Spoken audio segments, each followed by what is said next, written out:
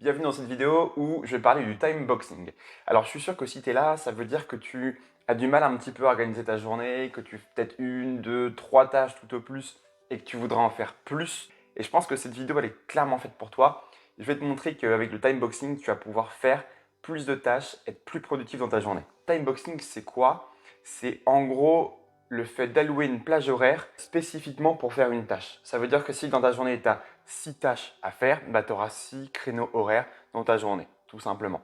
Un créneau horaire, une tâche. Dans la gestion du temps, il est aussi important de parler de la loi de Parkinson. J'ai déjà fait une vidéo à ce sujet-là, je te mettrai un petit lien quelque part. Le principe est simple, c'est que pour une tâche donnée, on se fixe généralement un temps pour le faire, et quel que soit le temps qu'on a, on va réussir à faire ces tâches dans ce temps donné. Si par exemple on dit que tu as un mois pour faire une tâche, et ben ta tâche prendra un mois. Si tu as une semaine, elle prendra une semaine.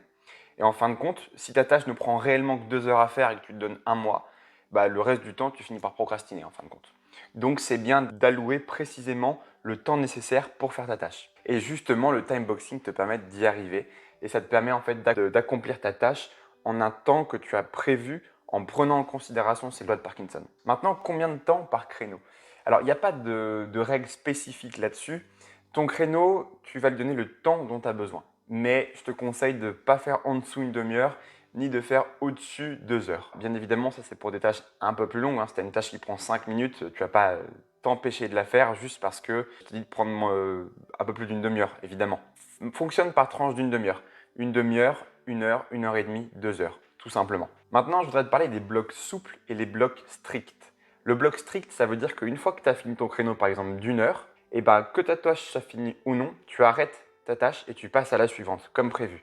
Là, on est sur un bloc strict. À côté, tu as le bloc souple qui veut dire que tu peux te permettre de prendre un peu plus de temps que prévu par rapport à l'heure que tu aurais prise. Si par exemple, tu prends une heure pour faire une tâche et ça t'en prend 1h10, bah, tu te permets de mettre 1h10. Donc voilà, deux types de blocs, on y reviendra. Maintenant, comment mettre en place le time boxing? Dans un premier temps, tu dois savoir exactement quelle est la tâche que tu dois faire. Dans un deuxième temps, tu dois savoir la durée nécessaire pour accomplir cette tâche. Dans un troisième temps, même si c'est un bloc, enfin, tu dois savoir si c'est un bloc souple ou un bloc strict. Dans un quatrième temps, tu vas la placer dans Google Agenda ou un autre outil que tu as pour pouvoir gérer ton calendrier. Et dans un cinquième temps, bah, tu n'as plus qu'à passer à l'action, tout simplement. Maintenant, je te donne 2 conseils pour être efficace dans ton time boxing. Le premier, c'est utilise un timer Pomodoro. Tu te souviens, je te disais de fonctionner par tranche d'une demi-heure. C'est pas pour rien. En fait, le timer Pomodoro fonctionne d'une façon très simple. 25 minutes d'effort, 5 minutes de pause. Et tu fais ça sur une demi-heure, 1 heure et demie, 2 heures, à voir. C'est pour ça que je te disais de fonctionner par tranche d'une demi-heure. Deuxième point, c'est évite les distractions. Le fait d'être focus énormément va beaucoup plus t'aider que si tu es régulièrement dérangé. Il faut un temps pour pouvoir se remettre dans la tâche lorsqu'on a été dérangé. Donc vire ton téléphone, vire toutes les applications qui servent à rien sur ton ordinateur, tu comprends l'idée. Maintenant, quels sont les avantages de la méthodologie du time boxing? Dans un premier temps, tu travailles d'une façon beaucoup plus proactive.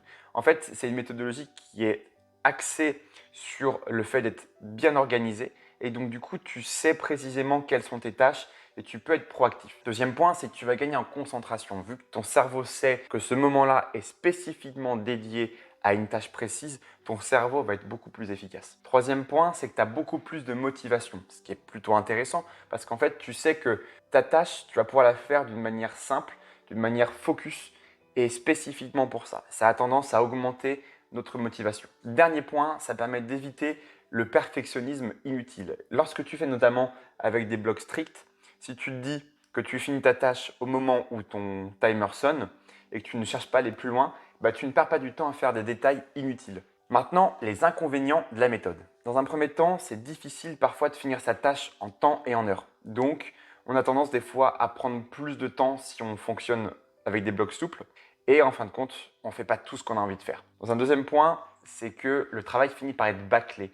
Lorsqu'on veut vraiment matcher avec ses attentes de faire par exemple 1 heure une tâche, eh ben on va faire en sorte de faire ça sur l'heure, mais on va le faire plus vite que prévu, on va pas forcément bien la faire non plus. Troisième point, c'est que notre calendrier finit par être un petit peu submergé et on n'a plus de marge de manœuvre. Si, je ne sais pas, demain tu as prévu plein de choses et tu as ton pote qui dit hey, on va se faire un tennis à 18 h demain, non, entre 18 h et 20 h, j'ai prévu une tâche importante, c'est compliqué. Donc du coup, tu sais que toute ta journée est prise et tu peux plus t'organiser des moments spécifiques. Notamment si tu bosses dans des endroits où tu as des fois des petites urgences, le time boxing n'est pas forcément la bonne solution.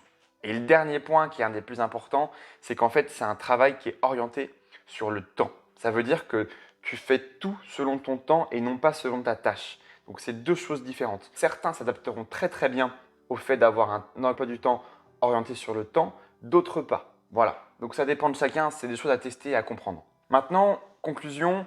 Alors, il faut savoir que comme j'expliquais, il y a deux façons de travailler. Une façon orientée sur la tâche, une façon orientée sur le temps. Il faut vraiment que tu puisses trouver ton point de repère à toi, tester différentes choses, te dire que tu fais telle ou telle tâche dans la journée, quel que soit le temps nécessaire, ou alors tu te fixes un temps pour pouvoir faire ta tâche. Pour t'aider à aller encore plus loin, je t'ai préparé 9 hacks et techniques de productivité et d'organisation pour t'aider à être beaucoup plus performant. Ça complétera super bien cette vidéo. Je t'invite du coup à cliquer juste en dessous dans le lien là. Dans la description, tu as un lien. Tu rentres ton email et c'est parti, je t'envoie tout ça. Allez, à bientôt. Ciao.